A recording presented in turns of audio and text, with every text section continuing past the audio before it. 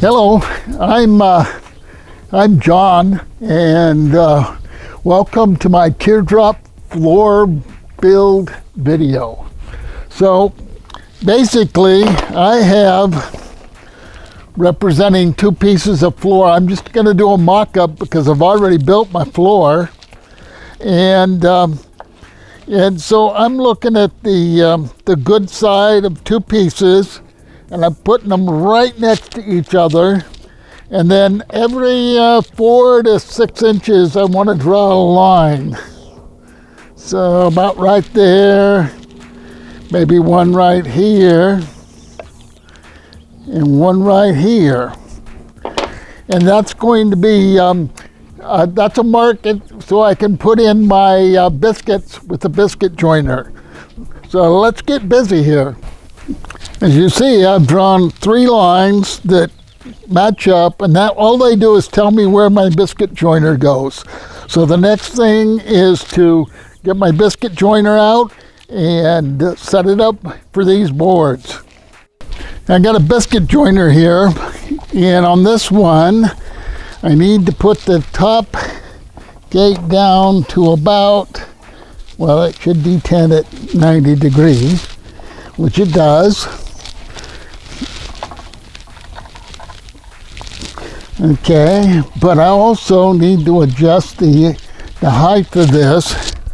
So I'm going to cut a slot right in the center of the board. So if I take a look at this like this, okay, and I got it at,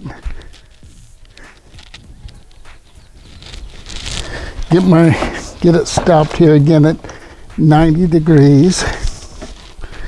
And then the height of where that blade goes in, I got to look and see, and it's a little high. So I need to lower that down just a little bit.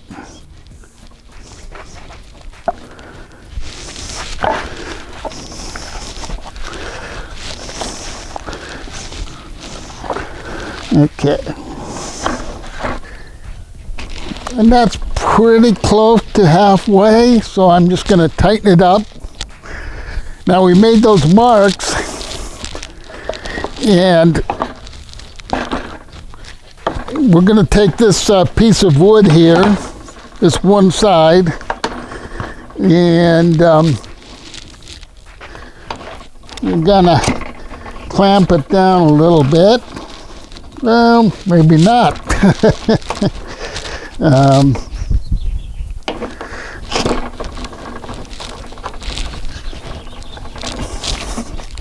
That's good enough.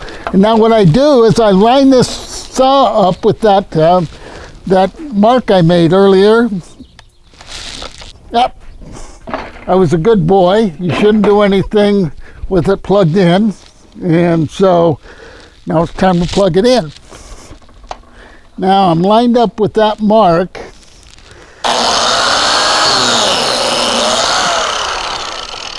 I'm going to do that again on each mark.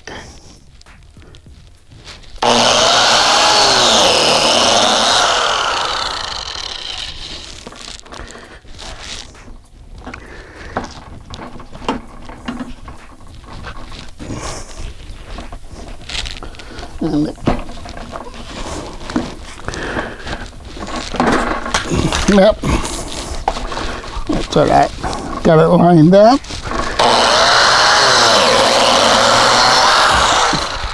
I'm working on my my table saw here because everything else is good and wet due to the last week of storms that came through. And so this is the first day we had sun, and I'm letting everything dry out. So here we go, lined up. Same thing with the other half. Okay. And let the blade get up to speed.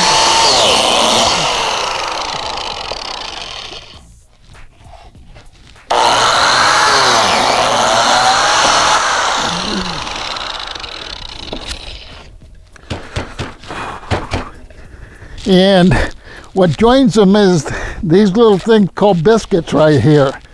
And I'm just going to real quick run the biscuit through. And the object's pretty simple. These biscuits, they line up like this, okay? And these biscuits, once they get glue on them and stuff, they kind of swell up. So let's get started making this joint. I can unplug this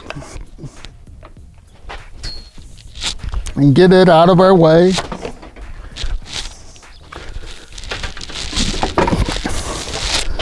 And this clamp too. Okay, so basically this is a glue joint. And so what better way to start than with glue? I put glue on the plies. This is Baltic birch, and it's 13 plies, I think. So it's very good wood. And I have, because my trailer's 5 foot wide, this comes in 4 foot wide, and it's 11 foot long. So I've got 3 sheets of plywood cut to the width of the trailer. And I want to get plenty of glue in the holes where those biscuits go. Because when the biscuits get wet with the glue, they swell up. And when they're all swollen up, they make a very, very solid joint. And which is real important because I'm joining my floors as well as my sidewalls, because I need 12 feet of for my sidewalls, because I have a little overhang on the front and the back. So yep. I'm gonna put a biscuit in there. Biscuit in there. Biscuit in here. And I'm going ahead and I'm putting glue on this one too.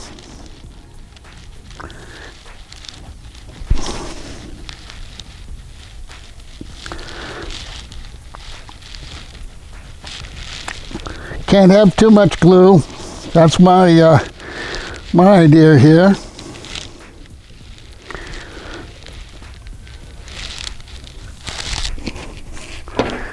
And I like the edges of the plywood to have a little bit of time to absorb the glue. So you don't have to work extremely fast, but you know, there are limits. But I find it easy enough. And then on these biscuits here, I put a little more glue. Probably don't need it. And we just take the pieces and shove them together and kind of line them up. So they're looking pretty good. And then where the real final thing comes in is where we put a clamp on them.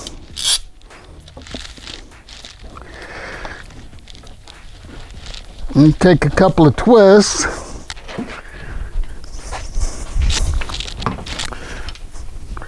Come back on the other side. Put a clamp on it.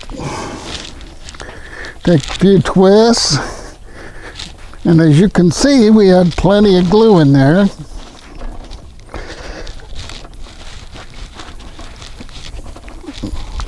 My next step will be just to go and get a wet cloth and wipe that joint down.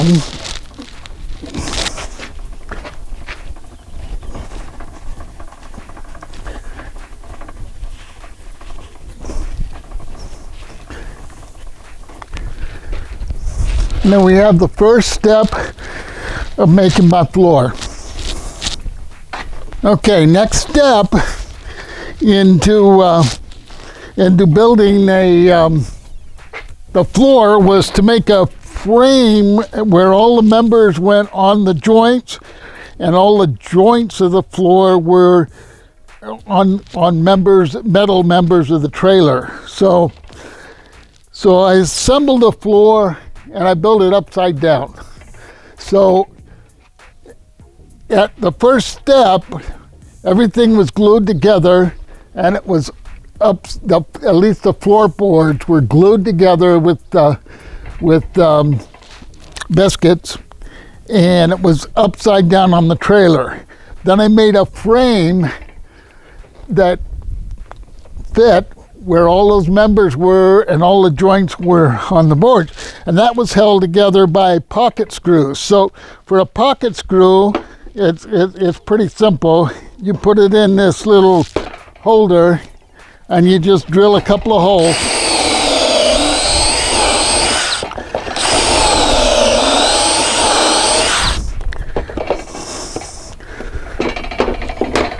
And then I have 2 boards that I'm going to do in my little mock-up sample for you.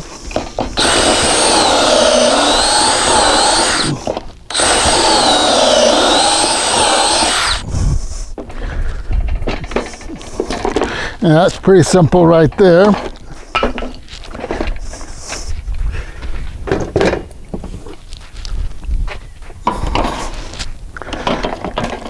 Now what happens is we can put these boards together like this.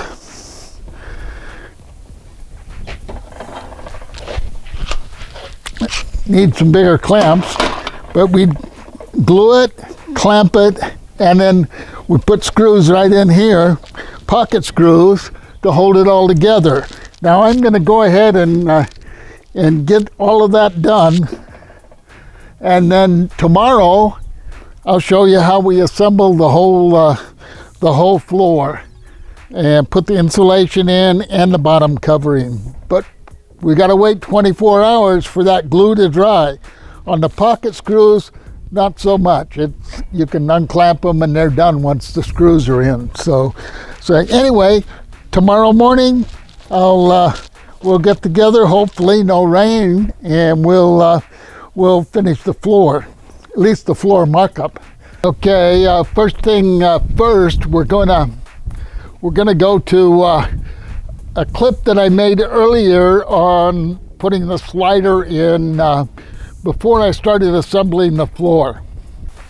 Good morning. I'm starting to prep my floor here for installation. This is the very back piece of plywood, this being the back edge right here that I'm standing, and this is a slider that I'm going to put an ice chest on. It's a electric ice chest, so I'm going to have refrigeration constantly or freeze. Either way, you can set it up that way. It's a Dometic. It's a nice one. Anyway, it has a little lever here. You pull the lever and your ice chest can slide out quite a ways, almost completely out. So my back panel is going to start right in about here. And it should be just fine.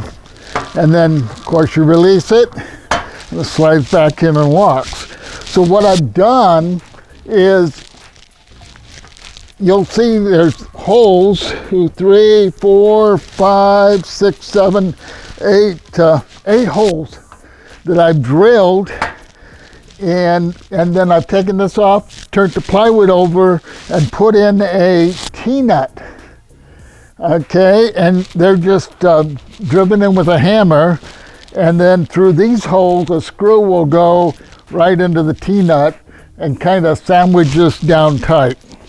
So I wanted to show you that because that's something you really should do before you start building your floor, because there won't be any access later on. There's other ways to do it. That's the way I chose. So there you go. Okay, I've assembled everything I needed now for the final floor assembly.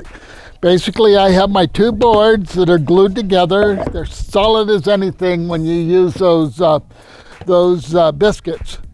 And I made a frame held together with the pocket hole screws.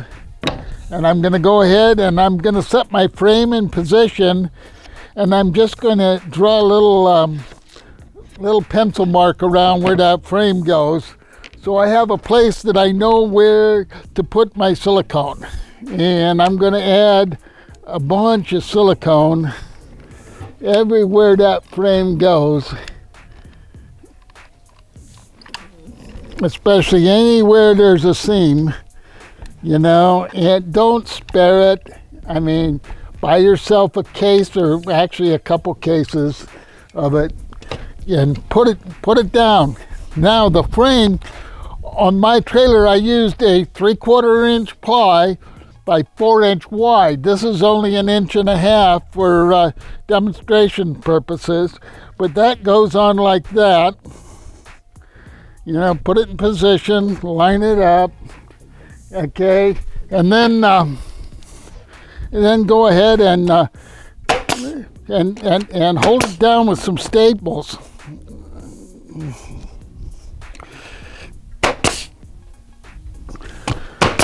And you could screw it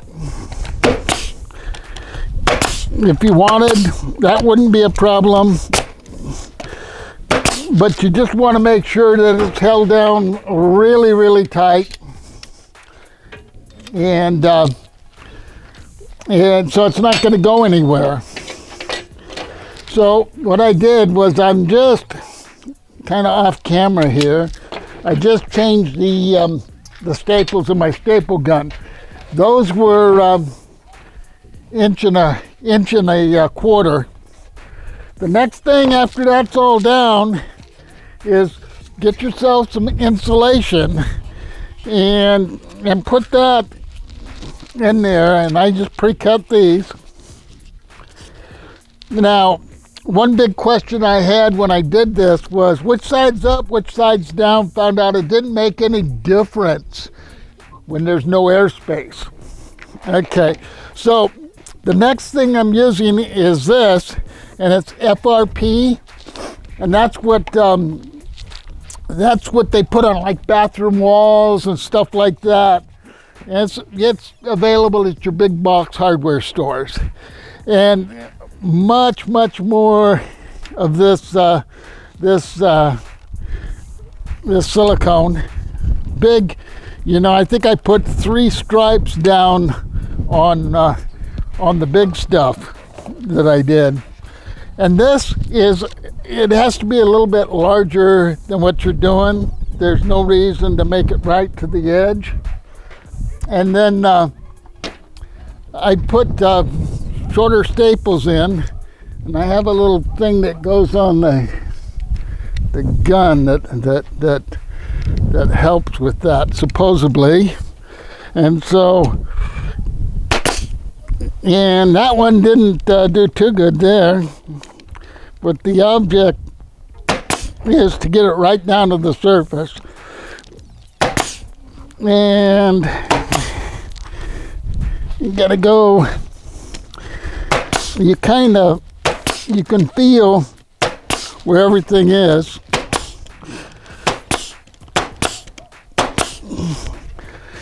And so the object, this FRP has a little bit of give to it, so if a rock hits it, it's not going to do any damage or anything because there's a little bit of a give to it. And of course I need to pull that one staple out, but put that one on. And there we go. Got a fairly good looking unit. So, and that's all there is to the floor. It's pretty simple, pretty straightforward, and the only thing left to do is to take a router and just route this edge like this, and it's all built upside down on the trailer frame itself. And once it's all done, dried up, I left it set for a while because it was messy outside. We had a lot of rain and stuff like that. But once it was to a point where I was ready, I just went ahead and took this and just flipped it over. And once I flipped it over, put it in position, and I'm not going to quite take it down yet, but I will eventually. So anyway, that'll give you how I constructed my floor. So lots of ways to do it. This is just one way. I got a lot of help from So Cal Teardrops, and this is basically what they do on all their off-road trailers that they, and he says he's never had a problem. So there you go. Thanks a lot. Thank you for watching.